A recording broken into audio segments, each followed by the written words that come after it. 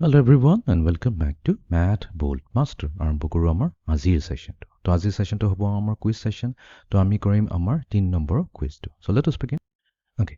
তো ইয়াতে আমাৰ question number 1 ত এই এক্সপ্ৰেছনটো দিছে 3 ডট মানে হৈছে multiply 3 into 5 whole raised to the power 6. তো ইয়াৰ ইকুইভেলেন্ট এক্সপ্ৰেছনটো ওলাব দিছে। তো ইয়াতে আমি কোনটো প্ৰপাৰ্টি ইউজ কৰিম? তো আমি আমাৰ তাত আছে এটা নম্বৰ a যোনটো হৈছে 3 একচুয়ালি আৰু আনটো নম্বৰ হৈছে b।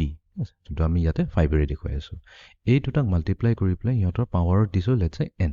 তো প্ৰপাৰ্টি কি কয়? আমি এৰ ওপৰ পাৱাৰ লগাই দিব পাৰো n আৰু b ওপৰতো পাৱাৰ লগাই দিব পাৰো n। দুটাকে মাল্টিপ্লাই কৰি দিও সেম টু সেম আনসাৰ পাম। তো তাৰ মানে এইটো কেছত আমাৰ কি আহিব? 3 to the power 6 multiplied to 5 to the power 6 এইটো আহিব লাগে। তো কাৰ লগত মেচ হৈ আছে? অপচন বি লগত মেচ হৈ আছে। ওকে, বি সিলেক্ট কৰি ভেৰিফাই কৰি লওঁ।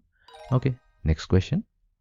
Select the equivalent expression. তো এতিয়াতো আমি পাৰিয়ে যাম। তো এতিয়া আমি কি লিখিম? 10 to the power 2 whole to the power 5 multiplied to 7 to the power 5 whole to the power 5.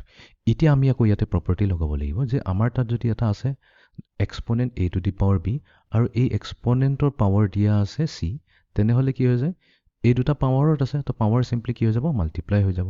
তো আমাৰ কেছত কি আছে? 10ৰ পাৱাৰ 2 আছে অলৰেডি, আকৌ হোল টু দি পাৱাৰ 5 দি আছে, তাৰমানে এই দুটা পাৱাৰ মাল্টিপ্লাই হ'ব লাগে।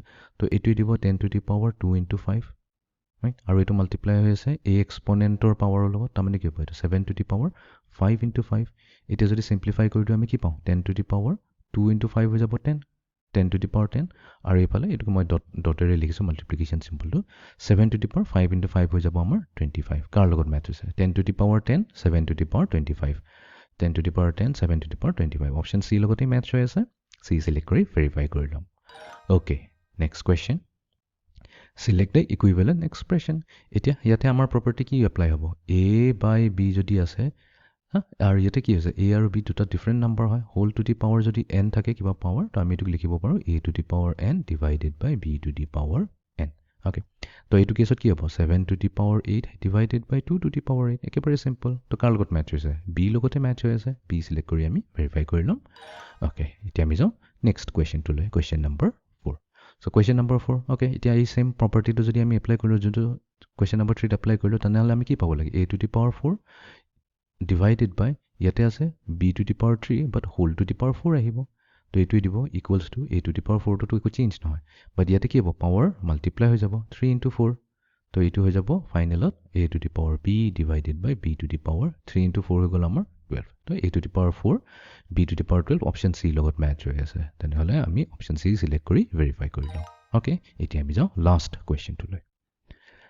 এইটোক আমাক চিম্প্লিফাই কৰিব দিছে। ওকে, একেবাৰে চিম্পল প্ৰব্লেম। তো ইয়াতে আমি এইটোক এনেকুৱাকৈ লিখিব পাৰোঁ 2 multiplied to y to the power 4 whole to the power 3। তো আমাৰ তাত দুটা ফেক্টৰৰ প্ৰডাক্ট হৈ আছে। তো আমি কি কৰিম? প্ৰপাৰ্টি লগাই পেলাই আমি ক'ম যে ফাৰ্ষ্ট ফেক্টৰটোৰ হ'ব 2 to the power 3 multiplied to second factor হৈ গ'ল y to the power 4 whole to the power 3। Okay, তো এতিয়া 2 to the power 3 মানে কি হৈ গৈছে? 2 to the power 3 মানে হৈছে 2 মাল্টিপ্লাই হৈ আছে নিজৰ লগতে কেইবাৰ? 3বাৰ। চ' 2 into 2 into 2, এইটোতো হৈ গ'ল 8। তো এইটো হৈ গ'ল আমাৰ 8। এতিয়া ইয়াতে কি আছে? y to the power 4 আছে, আকৌ হোল টু দি পাৱাৰ 3 আছে। তাৰমানে কি হৈছে? ইয়াতে পাৱাৰ চিম্পলি মাল্টিপ্লাই হৈ যায় 4 into 3। তো আমি পাম 8 y to the power 4 into 3 মানে হৈ গ'ল আমাৰ 12। তো আমি ইয়াতে ফাইনেল আনচাৰ পাই গ'লোঁ 8 y to the power 12। আমি টাইপ কৰি দিম 8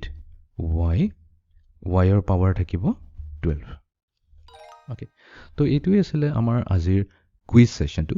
তো কুইজত আমি এক্সপনেন্সৰ প্ৰপাৰ্টি লগাই পেলাই কেইটামান ডিফাৰেণ্ট টাইপছৰ প্ৰব্লেম সলভ কৰিলোঁ। তো এইটো আছিলে আমাৰ আজিৰ ছেশ্যনটো। See you in the next session. Thank U.